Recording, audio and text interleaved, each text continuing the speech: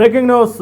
సర్పంచ్ ఎన్నికల్లో BRS party Congress పార్టీయే తన అభ్యర్థులను గెలిపించుకుంటా ఉంటున్నాయి. కానీ బీజేపీ పార్టీ మాత్రం ఎక్కడ తమ అభ్యర్థులను గెలిపించుకుంటున్న దాఖలాలు కనిపిస్తలేవు. అయితే దీని వెనకాల బీజేపీ బీఆర్ఎస్ పొత్తు అనేది అయితే చాలా క్లియర్గా కనిపిస్తుందని విశ్లేషకులు అయితే భావిస్తూ ఉన్నారు.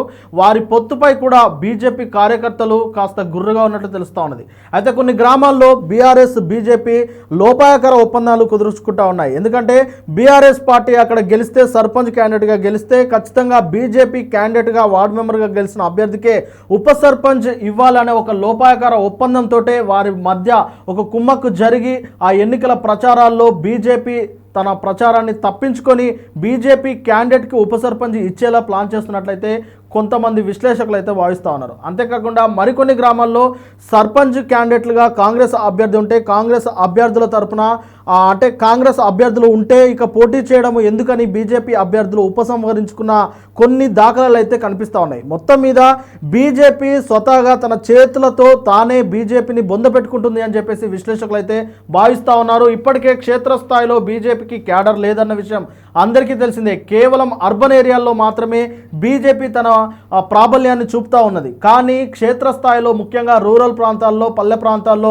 బీజేపీ తన జెండా పాతాలంటే ఖచ్చితంగా సర్పంచ్ స్థానాల్లో పోటీ చేసి సర్పంచ్ స్థానాలు ఎక్కువగా గెలిస్తేనే అది సాధ్యమయ్యే అవకాశం ఉంటుంది. కానీ ఇక్కడ బీజేపీ మాత్రం అందుకు విభిన్నంగా ప్రవర్తిస్తూ ఉన్నది. ముఖ్యంగా అసలు బీజేపీ ఇలా ఎందుకు ప్రవర్తిస్తుంది, దీని వెనకాల ఎమ్మెల్యేలు ఎంపీలు అసలు ఎలాంటి వ్యూహాలు రచిస్తున్నారు, అసలు వాళ్ళకి ఏమైనా అవగాహన ఉందా, పల్లెలపైన వారు దృష్టి పెడుతున్నారా లేదా అనే దానిపైన ఇప్పుడు రాష్ట్ర వ్యాప్తంగా చర్చ నడుస్తూ ఉన్నది. ఇక బీజేపీ తెలంగాణలో ఖచ్చితంగా రాబోయే ఎన్నికల్లో తెలంగాణలో ప్రభుత్వమే శాసిస్తుంది, ప్రభుత్వమే ఏర్పాటు చేస్తుందని అటు ఢిల్లీ పెద్దలు మాట్లాడుతూ ఉంటే ఇక్కడ పరిస్థితులు మాత్రం పూర్తి భిన్నంగా కనిపిస్తూ ఉన్నాయి. ఇక పల్లెల్లో కేవలం బీఆర్ఎస్ పార్టీతో పొత్తులు పెట్టుకోవడము, లేదంటే కాంగ్రెస్ అభ్యర్థికి పొత్తులు పెట్టుకొని అటు చీకటి ఒప్పందాలు చేసుకొని కాంగ్రెస్ అభ్యర్థిని గెలిపించేందుకు పాటుపడడం తప్ప బీజేపీ పార్టీ సొంతంగా జెండా ఎగిరే ప్రయత్నం చేస్తలేదు అనేది ఒక పెద్ద అపవాదం అయితే ఇప్పుడు కనిపిస్తూ ఉన్నది. దీనిపైన విశ్లేషకులు కూడా చాలా భిన్నాభిప్రాయాలను వ్యక్తం చేస్తూ ఉన్నారు. ముఖ్యంగా అసలు ఇలాంటి ఒక పరిస్థితులు ఎందుకు దాపరిస్తున్నాయి అనడానికైతే ముఖ్యంగా ముఖ్య నేతలైన ఎమ్మెల్యేలు ఆ ఎంపీల మధ్యలో సమన్వయం లేకపోవడం అనేది చాలా ప్రధాన కారణంగా కనిపిస్తూ ఉన్నది. అంతేకాకుండా రాష్ట్ర బీజేపీ అధ్యక్షుడు రామచంద్రరావు కూడా చాలా పటిష్టంగా ఏం పనిచేయట్లేదు, ఆయన గ్రౌండ్ లెవెల్లో ఆయన క్యాడర్ను కాపాడుకునే ప్రయత్నం ఇప్పటి వరకు ఎక్కడ చేయలేదు అనేది అయితే ఒక అపవాదుగా కనిపిస్తూ ఉన్నది. ముఖ్యంగా బీజేపీలో ఇక ఎప్పుడైతే రాష్ట్ర అధ్యక్షుడి కోసం ఎన్నికలు జరిగిన తర్వాత రామచంద్రరావును అధ్యక్షుడిగా ఎన్నిక చేసిన తర్వాత బీజేపీలో ముఠాలు ఏర్పడిన విషయం అందరికీ తెలిసిందే. అటు రాజాసింగ్ బీజేపీ నుంచి బయటకెళ్ళి బీజేపీకే ఆయన అనధికారిక ప్రతినిధిగా ఉంటూ అసలు బీజేపీ ఇలా చేస్తేనే బాగుంటుంది, ఇలా చేస్తే బాగుండదు అన్నట్లు ఆయన సలహాలు ఇస్తూ ఉన్నారు. అయితే ఆయన సలహాలను బీజేపీ నేతలు పట్టించుకుంటున్నారా లేదా అన్న విషయాన్ని పక్కన పెడితే మరొక గ్రూప్ రాజకీయాలు అనేది బీజేపీలో ఎక్కువ అయ్యాయి. బండి సంజయ్కి కిషన్ రెడ్డికి పడదన్న విషయం అందరికీ తెలుసు. అలాగే బండి సంజయ్కి ఈటల రాజేందర్కి మధ్య గొడవ అనేది ఎంత తీవ్రస్థాయికి వెళ్ళిందో తెలిసిందే. ఇక ఏకంగా ఒకరినొకరు దూషించుకునే పరిస్థితి వరకు, అంటే అంతు చూస్తాము అనుకున్న పరిస్థితి వరకు, బహిరంగంగా సవాళ్ళు చేసుకునే పరిస్థితి వరకు వచ్చిందంటే ఇక బీజేపీ ఎంపీల మధ్య, బీజేపీ నేతల మధ్య ఎలాంటి సమన్వయం ఉన్నదనేది అందరికీ అర్థమవుతున్న ఒక విషయం. ఇప్పటివరకు బీజేపీ నేతలు ఒక ఇష్యూ పైన కొట్లాడలేదు. తెలంగాణలో ఇటు బీఆర్ఎస్ పార్టీ కాంగ్రెస్ పార్టీ చేస్తున్న పనులపైన ప్రశ్నించలేదు. అంతెందుకు కాంగ్రెస్ పార్టీ పైన కూడా ఇప్పటివరకు ప్రశ్నించలేదు. జూబ్లీహిల్స్ ఉప ఎన్నికల్లో ఖచ్చితంగా బీజేపీ గెలుస్తుంది అన్నట్లు ప్రచారం చేసుకొని లాస్ట్ మూమెంట్లో వచ్చి అది ప్రచారం చేసి కనీసం డిపాజిట్లు కూడా తెచ్చుకోలేని పరిస్థితి. దీంతో బీజేపీ ముఖ్య నేతలైన బండి సంజయ్ కూడా ఈ స్థానిక ఎన్నికలకు సంబంధించి ఎలాంటి ప్రచారాలు కానీ ఎలాంటి ఒక ప్రకటనలు కానీ చేయలేదు. కానీ గెలిచిన తర్వాత, అంటే మొదటి విడత రెండవ విడత ఎన్నికలు వచ్చి ఫలితాలు వచ్చిన తర్వాత బీజేపీ తలుపులు తెరుచుకొని ఉన్నది. కాంగ్రెస్ పార్టీలో గెలిచిన అభ్యర్థులైన బీఆర్ఎస్ పార్టీలో గెలిచిన సర్పంచ్ క్యాండిడేట్లైనా వచ్చి బీజేపీలో చేరండి అంటూ ఒక ప్రకటనలు చేస్తున్నారు తప్ప ఆ ప్రకటనలు చేస్తున్నప్పటికీ అతని పైన ఎలాంటి స్పందన వస్తుందో, ఎలాంటి విమర్శలు వస్తున్నాయో చూస్తూనే ఉన్నాం. మొత్తం మీద బీజేపీ కావాలనే బీఆర్ఎస్ తోటి పొత్తు పెట్టుకుంటుంది.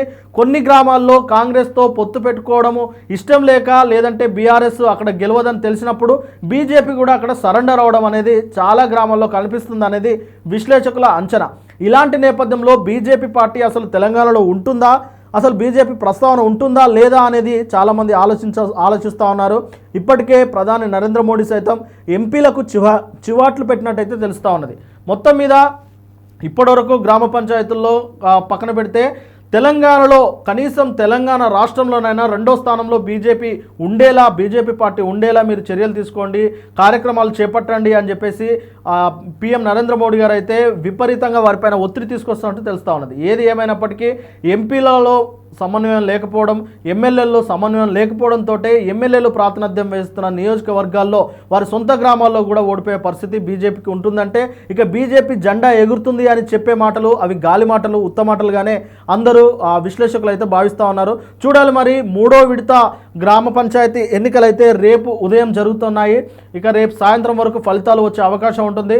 మరి ఇప్పటి వరకు మొదటి విడతలో 188 గ్రామాలు, 2వ విడతలో 257 గ్రామాలు, మరి 3వ విడతలో ఎన్ని గ్రామాల్లో బీజేపీ గెలుస్తుంది అనేది వేచి చూడాలి. మొత్తం 12,000 పైచిలకు గ్రామాల్లో కనీసం 1000 దాటుతుందా లేదా అనేది అయితే ఇప్పుడు కీలకంగా మారింది. దీన్ని బట్టే రేపు రాబోయే జిహెచ్ఎంసీ ఎన్నికలు అలాగే ఎంపీటీసీ జెడ్పీటీసీ ఎన్నికల గురించి అయితే ఒక అంచనాకు వచ్చే అవకాశం ఉంటుంది. ఎందుకంటే గతంలో బీఆర్ఎస్ అధికారంలో ఉన్నప్పుడు జిహెచ్ఎంసీ ఎన్నికలు జరిగాయి. అప్పుడు బీజేపీ పార్టీ చాలా ఊపు మీద మంచి స్థానాలను సాధించింది. కానీ అప్పుడు అధ్యక్షుడిగా బండి సంజయ్ ఉన్నారు. బండి సంజయ్ అంతో కొంత బీజేపీని కాస్త పరుగులు పెట్టించారు, బీజేపీని కాస్త పల్లెల్లో కూడా చేరే ప్రయత్నం చేశారు. అర్బన్ ఏరియాల్లో బీజేపీ ఒక ప్రభంజనం సృష్టించేలా బండి సంజయ్ కారకులుగా ఉన్నారు. తర్వాత బండి సంజయ్ని దించడం, కిషన్ రెడ్డిని అధ్యక్షుడిగా చేయడము, ఆ తర్వాత జరిగిన అంటే రాజకీయ విశ్లేషకులు అయితే చాలా ఊహాగానాలు చేస్తూ ఉన్నారు. బీఆర్ఎస్కి బీజేపీకి మధ్య కొన్ని ఒప్పందాలు జరిగాయి కాబట్టి బండి సంజయ్ని తీసేయాలన్న ఉద్దేశంతో